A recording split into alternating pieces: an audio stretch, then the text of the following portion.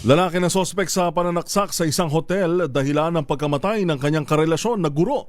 Nadakip ng Tacloban PNP. Detalye ng balita RH32, Jimmy Angay-Angay.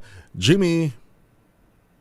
Gusto ng Tacloban City Police Office ang sospek sa pananaksak dahilan ng agarang pagkamatay ng dalaga sa isang hotel sa siyudad ng Tacloban.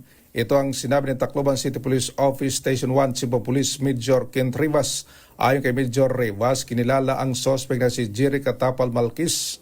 Nasa 80 taong gulang residente ng Barangay Muhontan, Awan, Leyte. Ang biktima nakilala kay alias Ana Isangguro, residente ng Barangay Lima, Pastrana, Leyte.